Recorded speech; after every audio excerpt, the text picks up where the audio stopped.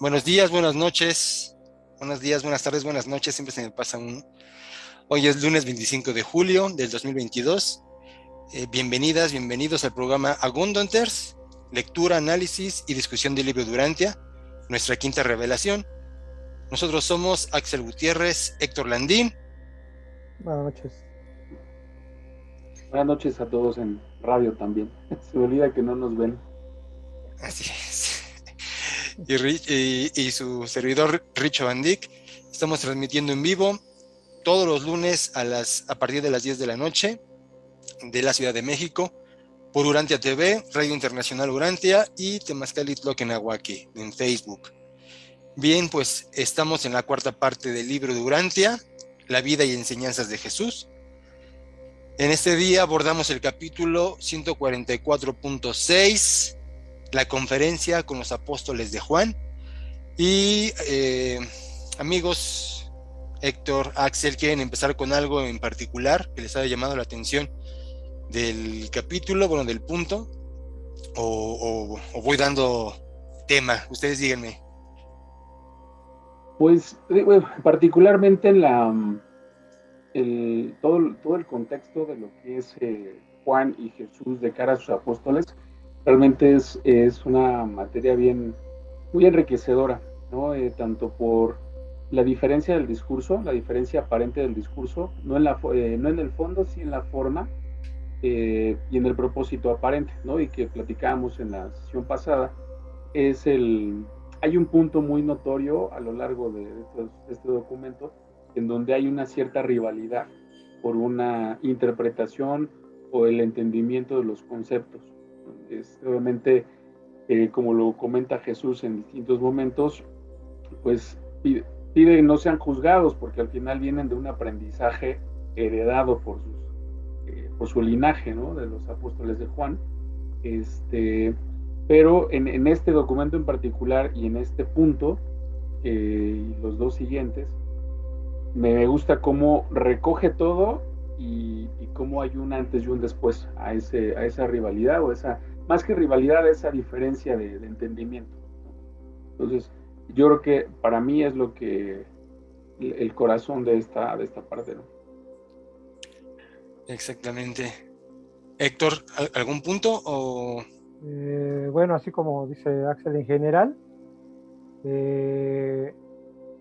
esa parte que es esto el punto 6, me llama la atención porque aquí menciona mucho del que no se involucra Jesús, no se involucra en los asuntos de la gente en general, sino como él lo menciona, al Padre y a mí nos interesa el individuo, los asuntos que ya tienen que conciernen a la sociedad en general, la sociedad misma tiene que arreglarlas, ¿no? Por eso mucha gente, antes yo también de leer el libro durante dije, bueno, ¿por qué no viene Dios, Jesús, que sea y que arregle los problemas del mundo, ¿no?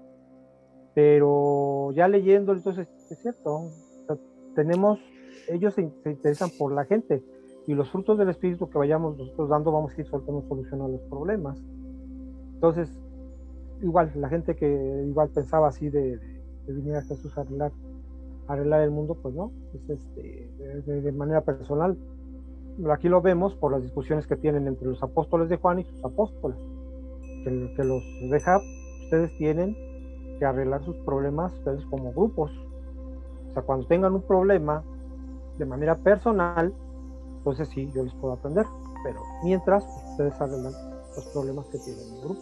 Porque, por ejemplo, es lo que igual mucha gente decía, que viniera a arreglar, no sé, la política, que si Jesús viniera podría poner reglas políticas, reglas legales, pero en otra parte del libro dice que si lo hubiera hecho, Jesús si lo hubiera hecho en aquel tiempo, hubiera sido para la gente de aquel tiempo, no hubiera sido para la gente del siglo XXI, en general, de sociedad, política, económica o lo que fuera, hubieran servido nada más para la gente de esa época. Entonces yo creo que por eso nos animó a dejar ningún tipo de reglamentación en ese sentido, porque dice, pues, ¿qué pasó? Simplemente corta cómo estamos con los judíos en general, en este sentido. Todavía siguen manejando las reglas de Moisés, las reglas antiguas, cosas que ya muchas veces ya no son muy manejables en este tiempo. Entonces es lo que me llama la atención en general de esta parte, que él, como dice, lo reafirma: el padre y yo nos dedicamos al individuo.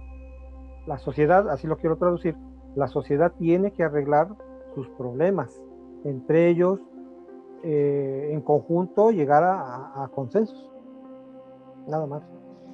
Excelente, Héctor. Sí, vamos a ir tocando un poquito más ese tema adelante.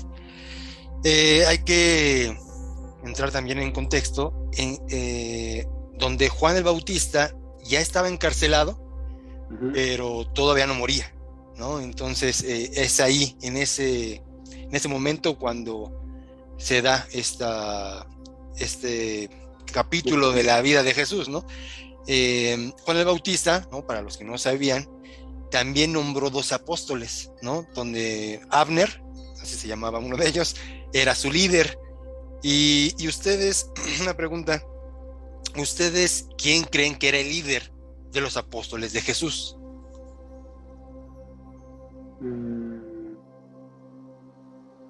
Yo creo que en este caso era Pedro. Yo siento que, bueno, que era, bueno, estoy entre Pedro y Andrés, ¿eh? Exactamente. Pero Pedro más como orador, pero como que tenía más de líder Andrés. Eso es mi punto de vista. Pero yo no ubico a Andrés. ¿Quién es Andrés? Andrés es el hermano de Pedro. Ok. Sí, estamos acostumbrados pues, por la Iglesia Católica, ¿no? De que el mero era Pedro, ¿no? Que incluso le dio las llaves del cielo, ¿no?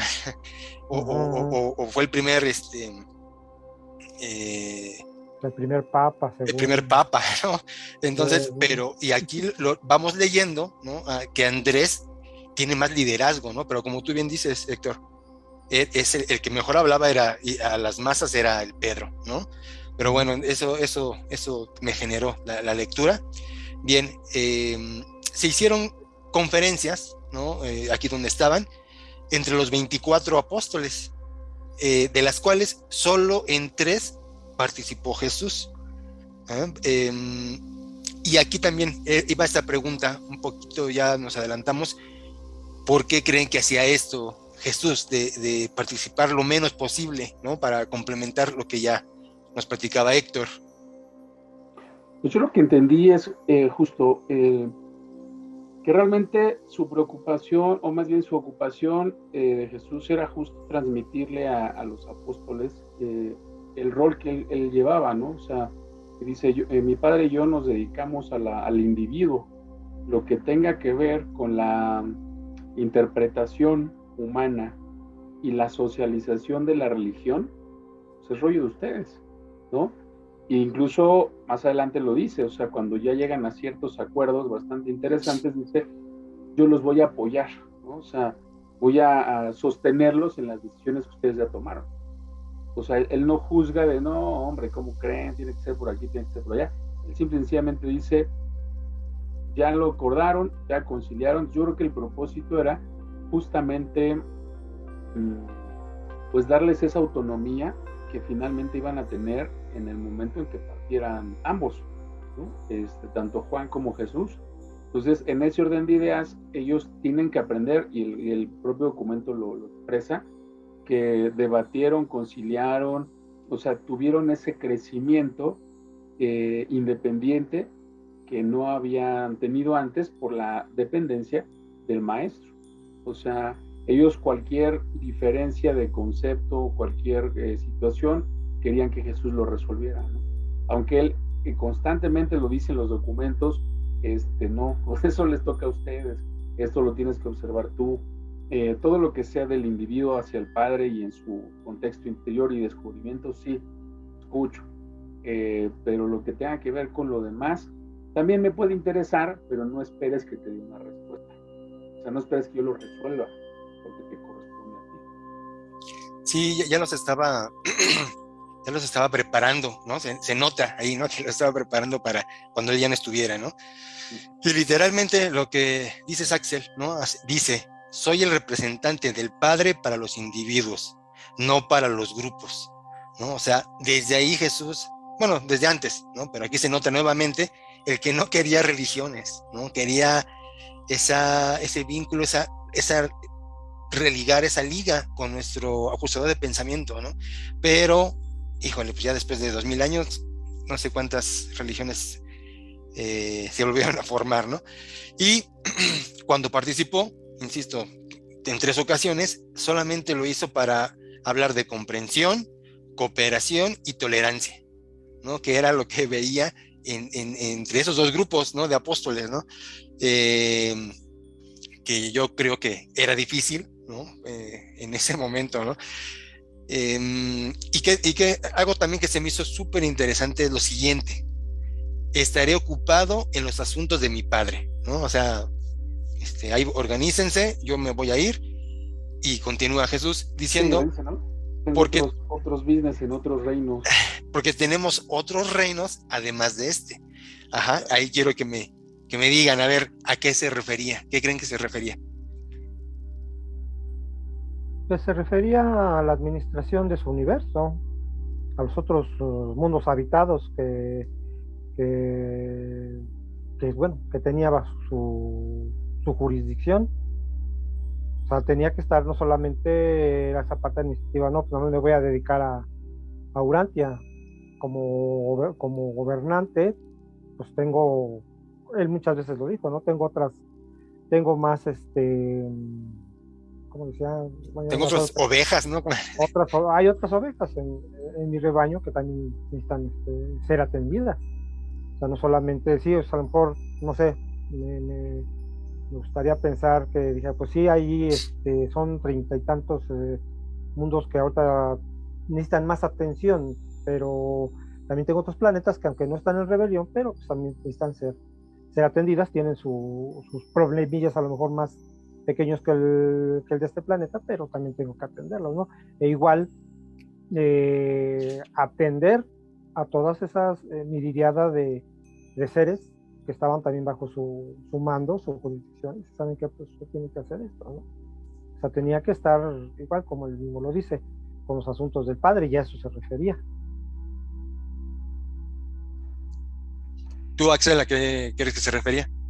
Sí, yo también considero que se refería justo a, literal, o sea, otros dominios que atender, ¿no? O sea, lo menciona en el documento anterior, cuando habla de los distintos tipos de oración, y que hace justo referencia al menos a 7 de otros universos o de otros mundos, en donde evidentemente, al menos eso pienso. En otra sesión anterior también comenta que pues en otros mundos sí entendieron esa parte, ¿no? O sea, y que tal vez la humanidad lo entienda más adelante. Entonces, me queda claro que el tema de la temporalidad es algo que no comprendemos. La situación en la relación tiempo-espacio, pues la conocemos y nos alineamos a lo que establece Einstein y sus teorías, y al final del día quizá todo es relativo y al mismo tiempo está sucediendo, o no quizá, seguramente están sucediendo muchas cosas en otros universos. Entonces, esas 2 semanas humanas que se fue Jesús, no sabemos a cuánto equivale en otras latitudes, en otros universos. Entonces, realmente, y no fue la primera vez que se escabullía, ¿no? Exactamente. Que de repente también se iba 2, 3 días y sus apóstoles no sabían en dónde estaba. Entonces, insisto, esa temporalidad que él humanamente dejaba de estar aquí, pues seguramente iba y hacía otras cosas en otros lados, ¿no? Y fíjense que el libro de Urantia sí habla de temporalidades, ¿no? Luego, ¿no? En tal lugar el tiempo urantiano es tanto. En el paraíso son no sé cuántos miles de años, son 3 días. O sea, sí hay unas medidas, la verdad no me acuerdo, pero tienes razón, ¿no? O sea, se iba un buen ratote, pero no sabemos si en la otra escala de tiempo era mayor, ¿no? Y también este tema es muy recurrido por los ufólogos, ¿no? No, se fue a visitar, o los ovnis llegaron y platicaron con él. No lo sabemos, ¿no? No lo sabemos, pero también, o sea, puede ser, ¿no? Un extraterrestre que es un ser biológico, simplemente de otro planeta, ¿no? Que no es de Urantia. Pero también Jesús, como Micael, pues tiene más creaciones, ¿no? O sea, pudo reunirse con seres espirituales de su reino, ¿no? De su universo, no nada más físicos, ¿no? Y también la otra, que por ahí también la escuché, la descartamos luego, muchos decían, es que se fue a visitar a la raza roja, ¿no? Se fue a América. Y no, en el libro dice, la única raza con la que Jesús no tuvo contacto fue la raza roja, ¿no? Y es pues porque estaba del otro lado del mar, ¿no? Esta es otra Yo que... creo, perdón, Adelante. Tratan de conectarlo con el libro de Mormón. De que Okay. esa fue, después de ahí viene la idea de que, quién sabe cómo lo hayan conectado, cómo quisieron hacerlo, pero sí tratan de conectar de que Jesús sí vino aquí, tuvo contacto con la raza roja, pero basado en el libro de Mormón. O sea, nosotros somos la raza roja. Sí, toda la raza roja estuvo aquí en América. Yo pensé que los rojos eran africanos. No, esos eran la raza índiga. O sea, los índigos. Y los rojos eran de Asia, pero tuvieron pleito desde antes con los amarillos. Bueno, sí. Y los fueron expulsando por el puente del estrecho de Bering, y ahí cuando se rompe se quedan rojos, ¿no? Y varias y otras razas, ¿no? Nosotros somos apartados. Nosotros somos producto de mezcla de razas, no somos tan puros como los rojos del norte, ¿no? Está muy interesante esa parte, ¿no? Pero pues, pobre raza roja le tocó, como decimos en México, bailar con la más fea, ¿no? No tuvieron contacto con Jesús, y tampoco tuvieron contacto con los apóstoles, ni con Melquisedec, y con la raza violeta. Tampoco tuvieron una mezcla, ¿no? Ya luego platicaremos más de eso, ¿no? Aparte, también quería comentarte que lo que decías, esa parte, sí lo dicen los reveladores. No tenía, bueno, igual no lo querían decir los reveladores en ese sentido, pero su contacto, cuando se iba al monte Jesús, se paraba, dicen que hacía lo mismo, y que cuando se llegó a llevar a algunos apóstoles, cuando iba a orar al monte, pues, o sea, nada más lo veían que se concentraba. Pues que sí cerraba los ojos y hacía algún tipo de gestos. No sé, ahí también me atrevo a pensar que su parte espiritual era la que se conectaba. O sea, como... yo creo que es difícil de entender, ¿verdad? Pero su parte física pues estaba aquí, ¿no? La estaban viendo sus apóstoles, o la persona que pudiera verlo en aquel momento de contacto con su padre, y bueno, con nuestro padre y con las otras entidades espirituales de su administración, pero que era nada más eso. O sea, nada más lo veían que como que sus rasgos faciales cambiaban, pero no hablaba. O sea, alguna especie de conexión, quiero pensar que más bien mental, con todas esas entidades, era lo que hacía. Yo descarto más eso de que a lo mejor había venido un platillo volador, ¿no? y se conectara, sino más bien esa conexión mental con todas esas entidades, que es lo que siento que hubiera sido más, porque pues no sabemos. Recordemos que solamente él podía ver a todas esas entidades. O sea, ni Juan ni Pedro, que estaban junto a él, las podían ver, solamente él podía verlas y comunicarse directamente. Y solamente en una ocasión sí lo hizo, ¿no? Que confundieron y dijeron que era Moisés y que era Elías, exactamente. En el monte de la transfiguración, pero no eran el padre Melquisedec y Gabriel, pero los confundieron, los apóstoles los confundieron con Moisés y Elías. Exactamente, todavía no llegamos, pero nos encanta adelantarnos. No, pero mira, o sea, me gusta que salgan así, a lo mejor, como dices tú, nos salimos un poco del tema, pero a los que nos están escuchando y a los que nos están viendo o nos lleguen a ver y escuchar, es para, a lo mejor para interesarlos. Pues hablaron ahora de Melquisedec y del monte de la transfiguración, pues vamos a ver, ¿no? Si les interesa de verdad, buscar en el libro a ver el tema, aunque Exacto. como dices tú, nos salimos de repente del tema, pero yo creo que son puntos de interés que les pudiera interesar ahora sí que a la audiencia. No, y está padrísimo. Perdón, Axel. Y que al final están relacionados. Claro, claro, sí. De hecho, justo creo que, bueno, el propósito de este espacio, y que ha funcionado muy bien, es precisamente esa interacción de los temas que nos llevan de un documento 128 a un 60 y luego a un 130 y tantos y a un 144. Obviamente esta línea estamos abordando de la vida de Jesús es muy rica porque obviamente trae un avance propiamente lineal, pero justo estos temas que se van desdoblando y el entendimiento de lo que el libro propone desde una óptica más amplia, sí, sin duda requiere saltar a otros documentos para ir entendiendo con más profundidad tanto el origen de la propia divinidad de Jesús como el porqué o el propósito de ciertas cosas que van sucediendo en su vida. Entonces ya vas abriendo esa óptica con temas que van y vienen, ¿no? Al final del día. Sí, y eso enriquece el programa, el irnos de aquí para allá y todo eso como referencia, ¿no? Para enriquecer el punto que estamos tocando, ¿no? O sea, no, genial, no lo critico para mal. También me llamó mucho la atención del texto la terquedad, ¿no? de los apóstoles.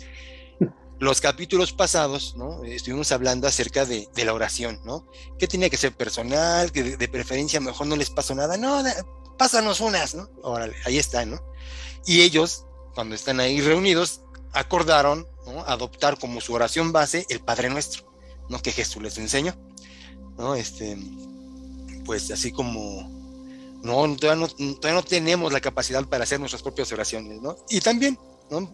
Resolvieron esa parte de necesidad de la gente, ¿no? De su entorno, que también les pedían, pues obviamente, oraciones, ¿no? Así lo habían aprendido, ¿no? Y lo resolvieron, pues, con ese Padre Nuestro como la base de sus oraciones, ¿no?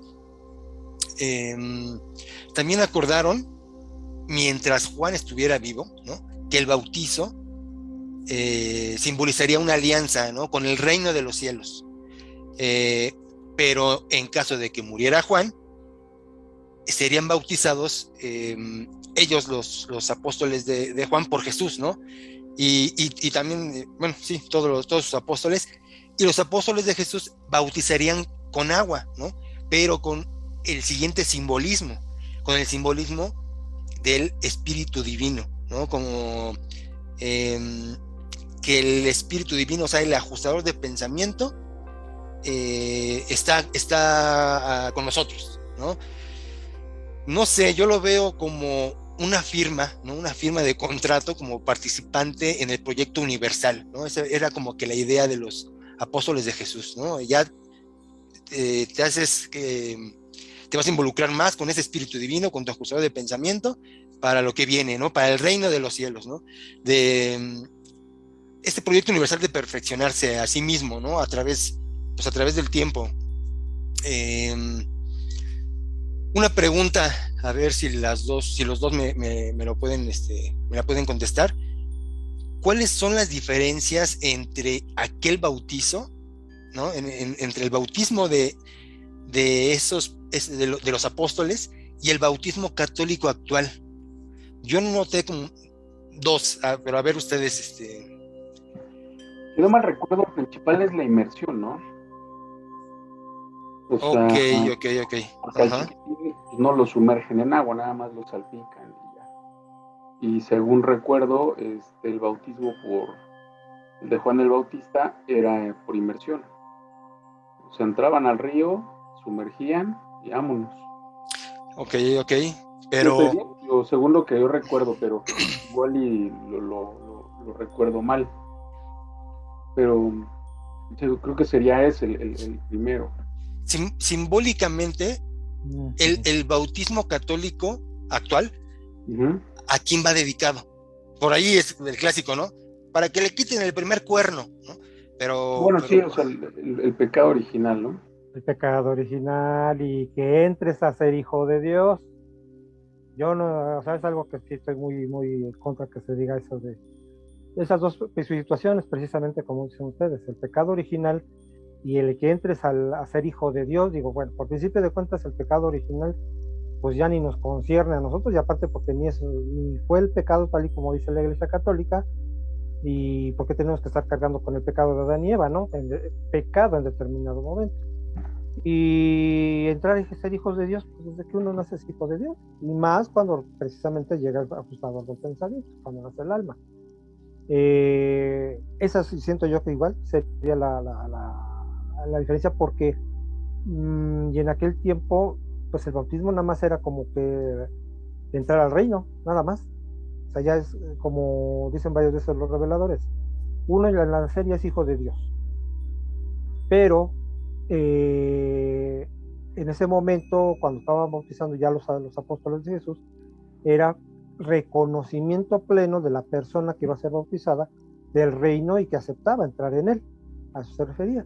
Pero pues, sabemos que aquí lo manipula, y no solamente la Iglesia Católica, también las demás religiones, los testigos, cuando van a, fíjense, o sea, como en ese sentido los testigos lo manejan como que estás aceptando nuestra fe, estás aceptando a entrar a nuestro grupo, nuestra élite, como testigo de Jehová. Porque de hecho hasta cuando se quieren salir, pues no, que tú ya estás bautizado y que ya no, y te vas a renunciar y te vas a ir al Jena, al infierno. O sea, les ponen también muchas trabas, cuando ya están bautizados. Digo, mal entendido. Siento que en determinado momento, si fuera todavía el bautismo algo, porque igual, como acabas de decir, Ricardo, como que los seguían de necios los apóstoles, que querían ver rituales, querían ver rezos, querían ver cosas para convencerse más. No era suficiente lo espiritual que les decía Jesús, sino que ellos querían algo escrito, bueno, no algo escrito, sino algo aprendido para seguir creyendo ellos. Pero y una cosa de esas pues era el bautismo. O sea, siento que si se siguiera conservando, que igual no debería de existir, pero para las personas que siguen queriendo ver un ritual, pues yo digo que sí debería todavía manejarse el bautismo, pero repito, como que, no sé, te doy una bendición, simplemente. Les voy a contar una anécdota de otro hermano, también que el libro Durantia, y tiene 2 nietos. Entonces, su familia le pedía que lo bautizara. Al final sí lo bautizaron por la Iglesia Católica, pero yo le conseguí me dice, como que para llevar un poco la contra, ¿no? Yo le conseguí unos dijes de los círculos concéntricos y se los colgó a sus nietos. Dije, a ver si no te dice nada el cura, que lleves ese tipo y no lleves una medallita de la Virgen María o de San Juditas o otro santo, ¿no? Él se vio de alguna manera presionado, pero sí siento yo que sí, como algo simbólico, a lo mejor sí debería de ser para los que quieren ver algún ritual, pero igual, un bautizo en el que se dijera, aceptas el reino de Dios, y lo aceptas como tu padre, y aceptas la hermandad, la fraternidad humana. Creo yo que si se hiciera de esa manera. Fíjense que a eso quería llegar. La gran diferencia que yo le veo también, bueno, una de las diferencias a ese bautizo del pasado al actual, es eso, o sea, que se hace actualmente con niños, ¿no? Con bebés, ¿no? También ya pues para ponerle el nombre, ya se modificó completamente el concepto, ¿no? Pero en aquel tiempo era una decisión consciente, ¿no? Yo quiero ser parte de tu proyecto, Jesús, ¿no? Y ahí se iba uno a bautizar, ¿no? Entonces, esa decisión consciente creo que es lo que enriquece mucho un ritual, como bien decías, Héctor. También una historia una chica me platicó que su hijo le pidió, quiero hacer la primera comunión, ¿no? Ya estaba mayorcito, como 9, 10 años, y le pidió eso, ¿no? Quiero hacer mi primera comunión, ¿no? O sea, fue una decisión de él, y a pesar de que ya no estaba tan cercana a la religión católica, pues decidió hacerlo, ¿no? Por su hijo, porque él quiere buscar a Dios. ¿Qué camino hay? Pues encontró ese, ¿no? El católico, ¿no? No sé si vieron la vida de Pi, si la vieron la película. La película hindú, ¿no? Sí, Gabacha, Okay. ok, y pues probó con todas las religiones, ¿no? Y al final le dice a su papá, ¿no? Yo quiero ser bautizado. Y bueno, esa decisión que viene de uno, se me hace lo importantísimo, ¿no? Lo que, como bien dices, vale la pena un ritual. Simplemente por el simbolismo de tomar la decisión de querer entrar a ese proyecto universal de seguir esas reglas de Jesús, ¿no? ¿Cómo ven? De hecho, sí, creo que hace toda la diferencia, ¿eh? O sea, mira, yo por ejemplo que me confirmé católico e hice mi primera comunión ya grande, o sea, como a los 30 creo, ya fue un acto consciente. Y a pesar de que ya había militado yo antes, me bauticé mormón a los 8 años, y me fui a misionar con ellos cuando estaba chiquitín, como hasta los 11, 12, compartiendo ahí mi testimonio de, pues en ese momento lo que vivía, experimentaba y lo que había significado para mí en ese momento todo el proceso, ¿no? Fui a algunas reuniones con testigos de Jehová, con cristianos, más chiquito a los 5 pues solamente iba al catecismo, y ya les platiqué en alguna ocasión por qué renuncié a seguir yendo, ¿no? No encontraba respuestas, o no las que yo estaba buscando, ¿no? Entonces, me queda claro que nuestra religiosidad depende en mucha medida del contexto en el que fuimos criados, en el que crecimos, y las propias dudas que hayamos tenido sobre esa parte religiosa o de la religiosidad misma de nuestro contexto. Hay gente que a lo mejor no ha sido o no ha tenido la necesidad de cuestionarse esos valores o esas preguntas. Entonces los ritos son una parte como esencial de su formación y de su actuar. Coincido que esas modificaciones que han sufrido los ritos a lo largo de los años es el mismo beneficio de la institución, ¿no? O sea, la parte, como lo menciona Jesús en el documento, esa socialización de la religión establece los parámetros y lo que mejor convenga a esa propia socialización. En este caso dicen, pues es más rentable, bueno, siempre me refiero a esa parte del modelo de negocio de la institución, y no solo de la Iglesia Católica, ¿no? de muchas religiones. Hay un modelo económico detrás que sustenta, para mí, el tema de los ritos, ¿no? Es más rentable nacer con miedo, nacer con culpa, nacer endeudado. Ya le debes al padre cuando naces, entonces tenemos que lavarte el pecado que heredaste, ¿no? De tus abuelos y de los hijos de tus hijos, como era en la antigüedad.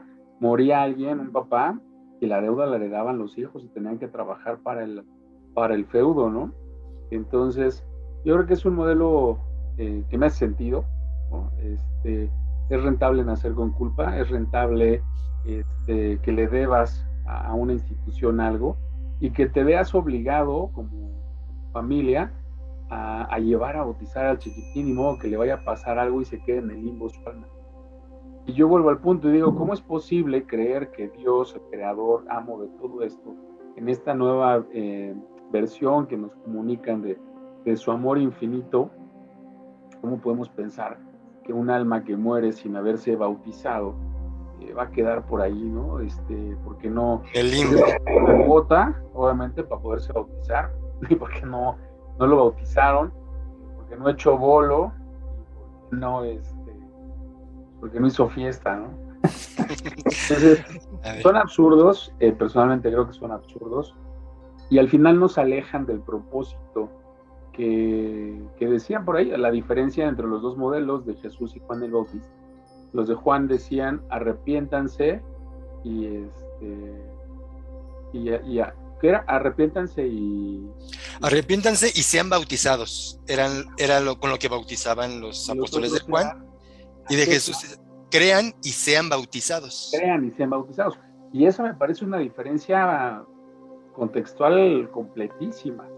Y fortalece un poco lo que estoy ahorita hablando. O sea, venimos de un miedo, o bien en la enseñanza de un miedo al Dios creador, ser temerosos de Dios,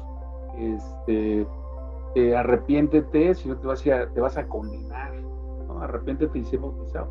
Y en el otro, pues, acepta al Padre, ¿no? Lo hemos mencionado de distintas formas a lo largo de estos documentos. Jesús dice, a ver, señores, por enésima vez, acepta a Dios en ti y acepta su voluntad. Ahí está todo. Entonces, obviamente, pues sí, la interpretación del rito puede ser muy amplia.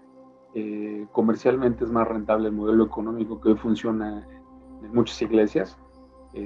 Pagas tus derechos, así como el Estado te cobra derechos para muchas cosas, pues la iglesia te cobra estipendios y cosas, ¿no? Para que la máquina siga girando.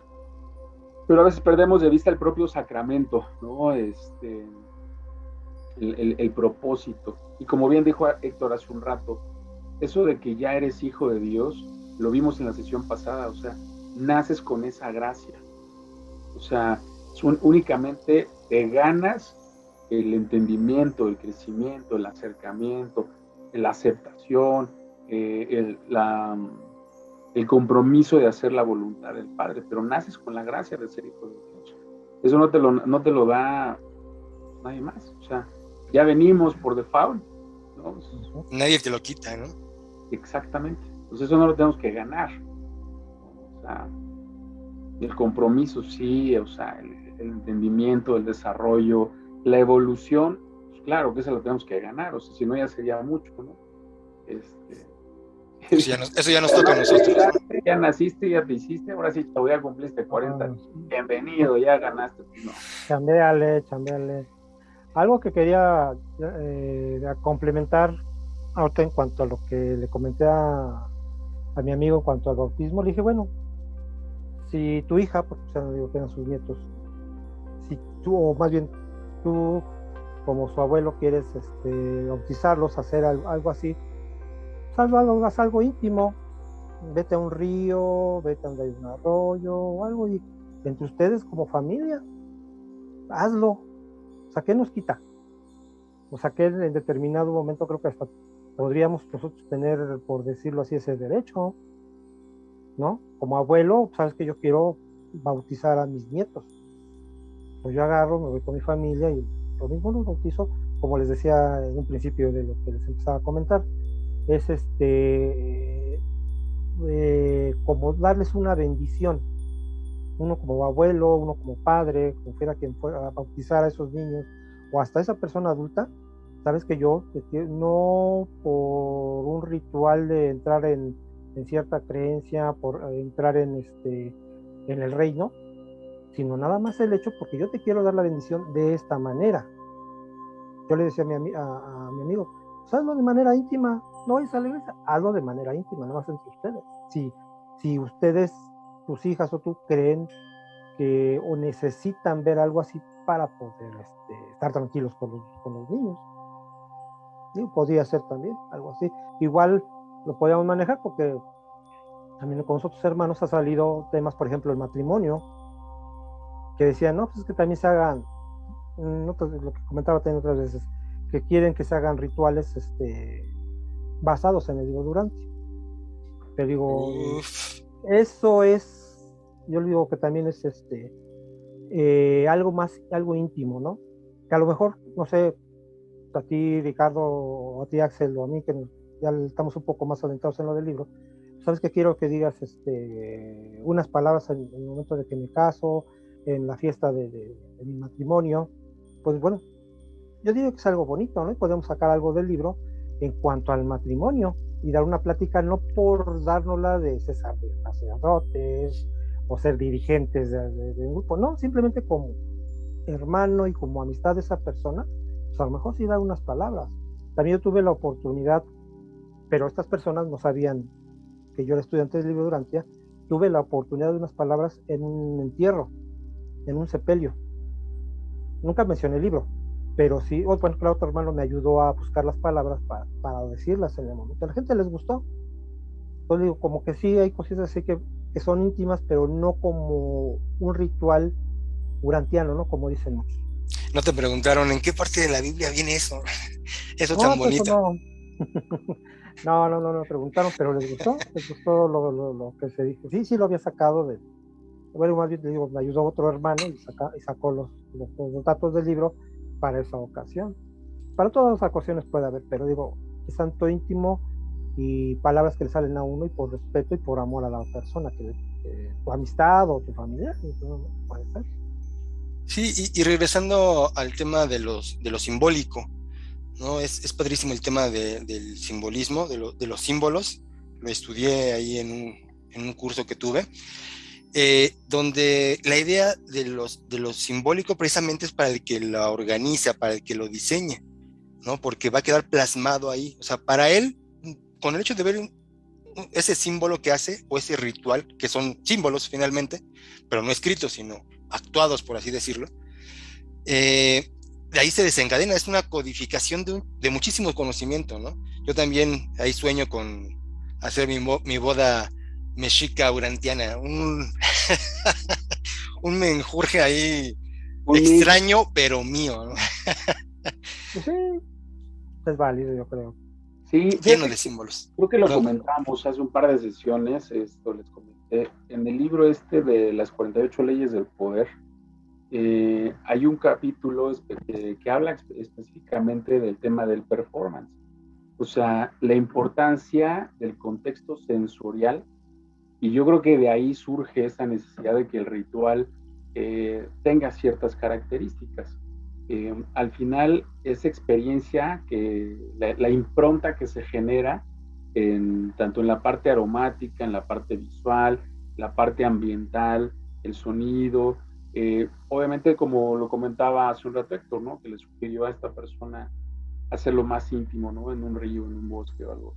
Todo ese tipo de cosas, pues evidentemente crean un contexto, ¿no? Y le dan cierto significado mucho más profundo a cuando pues vas a una boda del civil y la hacen en el salón, ¿no?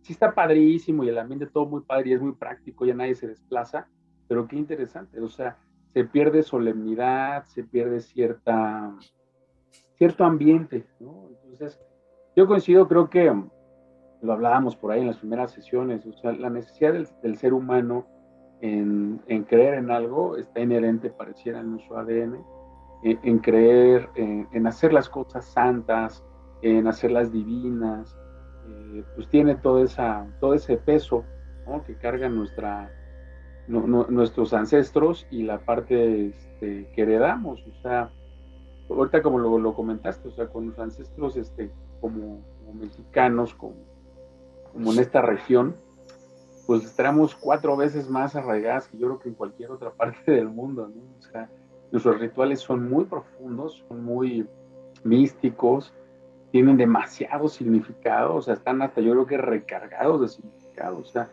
la forma, como los antiguos samuráis, o sea, la forma, el fondo y todo el contexto era parte esencial del significado.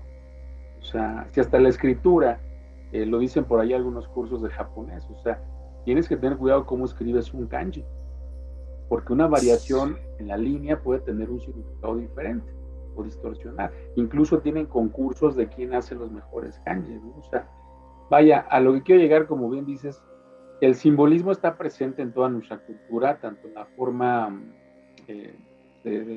quieras, escritura, literatura, cualquier manifestación de arte está llena de símbolos.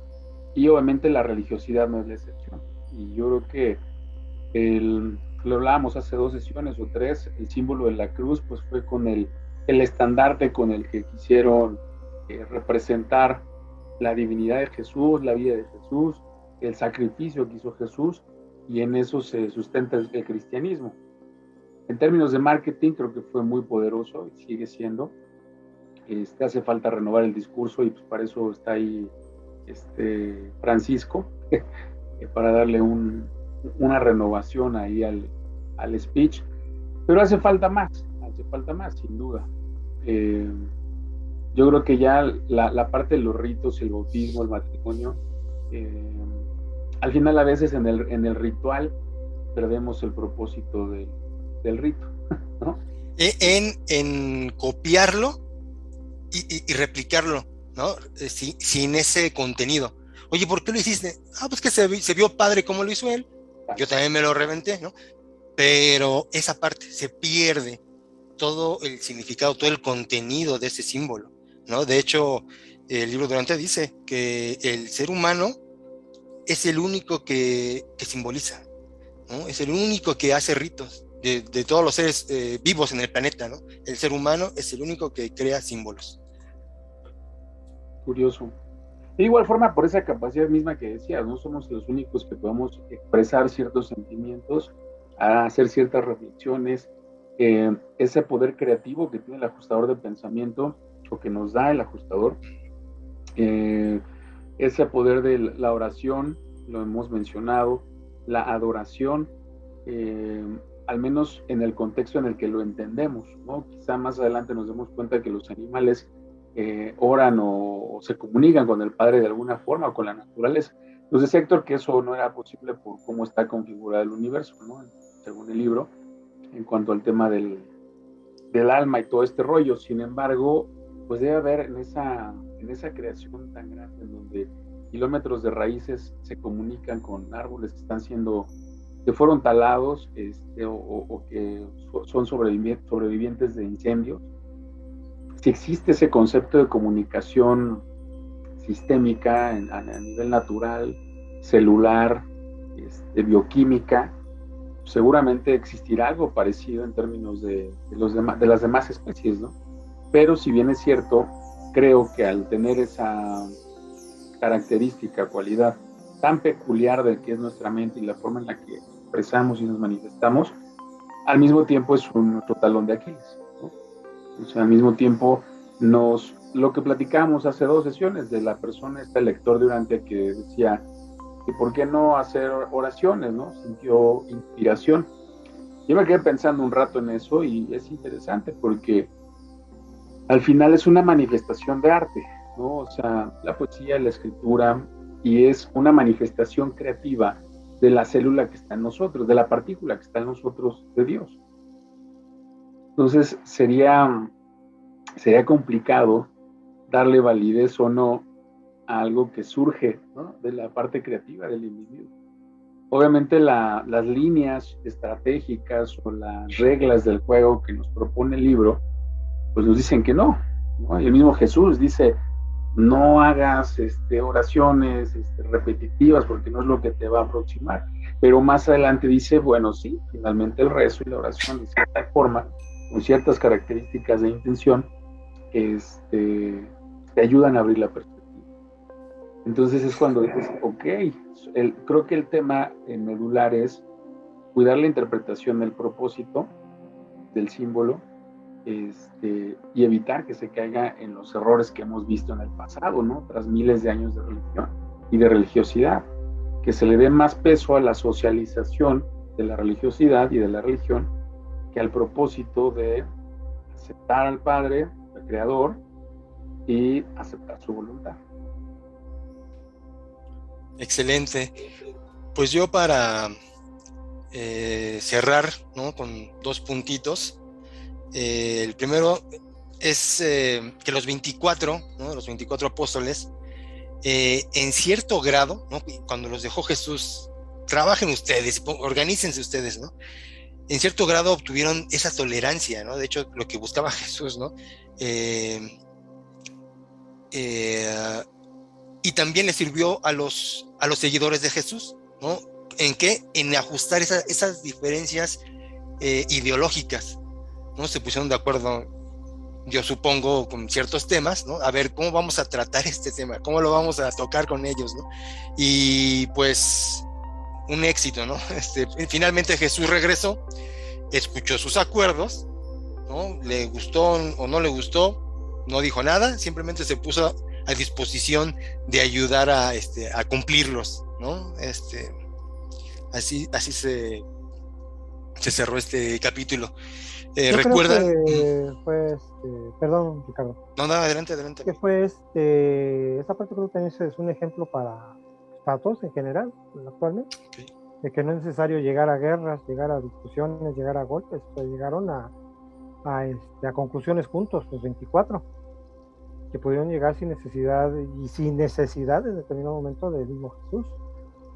Pudieron llegar a consensos y llegar a arreglos, sin soltar una tercera guerra mundial.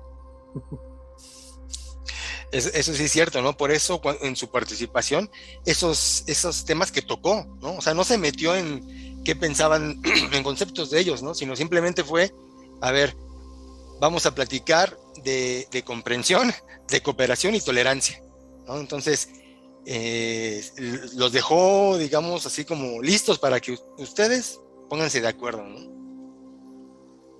¿Con qué cierras, Axel? Mira, sí, yo considero que en esta parte en este documento, justo hay mucho más que entender con esos detalles finos, ¿no? El propósito de Jesús, ese mensaje reiterativo en sus apóstoles, y en este ejercicio de cara al inicio de la misión más práctica, creo que es muy rescatable. Me uno a lo que comenta Héctor. Hay muchas cosas que podríamos, o que se podría evitar como sociedad, o que se podrían lograr como sociedad, si tan solo pusiéramos el enfoque individual en esos elementos, ¿no? O sea, que el propio Jesús propone a sus apóstoles en su participación, muy limitada, obviamente, en función de lo que quizá podría haber aportado, pero pues al mismo tiempo muy sabia, porque creo que la respuesta de por qué Dios deja que pase lo que pase, ¿no? ¿Por qué Dios deja que haya maldad en el mundo? ¿Por qué Dios deja que tal? Se responde con ejemplos de este tipo, ¿no? O sea, realmente tenemos todas las respuestas para construir el mundo, la realidad que tenemos, y al final él tiene que, pues, respetar esas decisiones productos de libre albedrío. O sea, de otra forma, pues lo que se proponía en la rebelión hubiera prosperado. Y sería muy fácil. Yo lo veo como persona analítica. Hay veces que el control es algo que nos desborda y quisiéramos que la gente hiciera lo que queremos que la gente haga porque es lo que creemos que es mejor para ellos. Pero aún en el error y en el fallo está el aprendizaje, y cada persona tiene su tiempo, su ritmo y su propósito.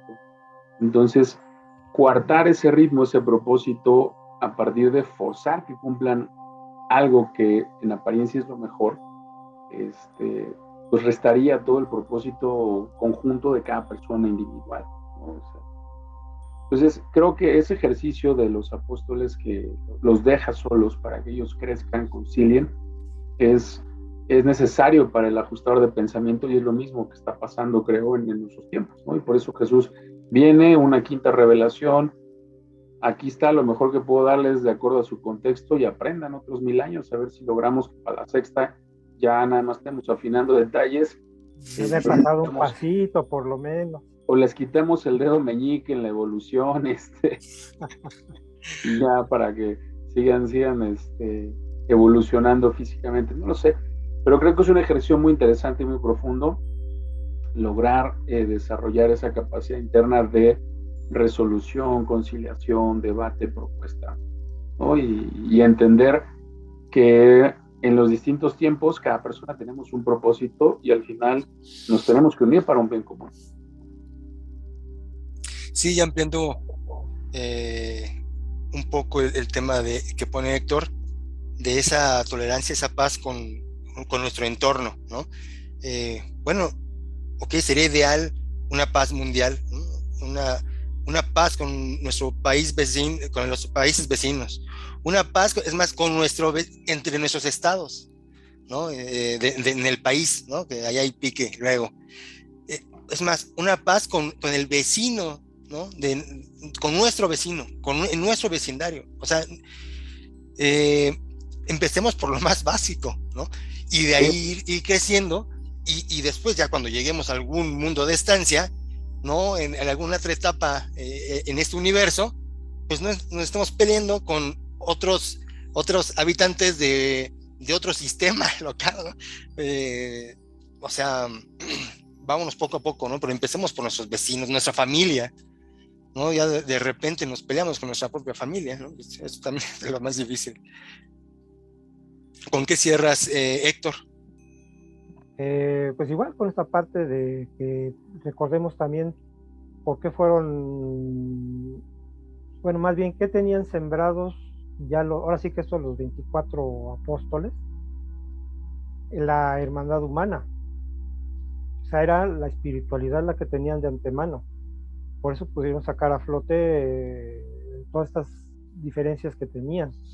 Si lo trasladamos a nuestra actualidad, yo creo que muchas cosas se solucionarían si nuestros gobernantes también tuvieran mínimo, yo creo que esa espiritualidad que tenían los 24 apóstoles para tratar de solucionar los problemas. Mínimo, como bien dices. Pero no lo tienen, son, como desde hace rato decía Axel, hay muchos manejos económicos, sociológicos que se están manejando. Entonces nuestros dirigentes, desgraciadamente nuestros dirigentes actuales, pues no tienen ni tantita espiritualidad para manejar. Si lo manejan como dices tú, poquitito que tenían estos 24 apóstoles, llegarían conclusiones y una hermandad en paz, como llegaban ellos, como tuvieron que llegar ellos. Y que al final, fíjese cómo va encadenado, y al final, cuando lleguemos como planeta a esas decisiones, a esos comportamientos como estos 24 apóstoles, vamos a llegar a luz y vida, y va a bajar, no del cerro, ahorita este caso Jesús, pero va a venir de Salvington y nos va a decir, felicidades, llegaron a acuerdos. Lo lograron. Muy bien, muy bien. Entonces, pues hermoso público, gracias por escucharnos. Gracias, hermanitos Axel y Héctor, por estar aquí una semana más. Buenas noches a todos. Nos leemos la próxima semana. Tengan una bonita semana y recuerden que la meta de toda vida humana es alcanzar los estados superiores de autorrealización en servicio a la creación y a nuestro ser interno y divino, que es nuestro ajustador de pensamiento. Nos estamos viendo próximo lunes. Permítanme primero terminar la grabación. Bendiciones, hermanos. Y nos despedimos de la radio y de Urantia TV.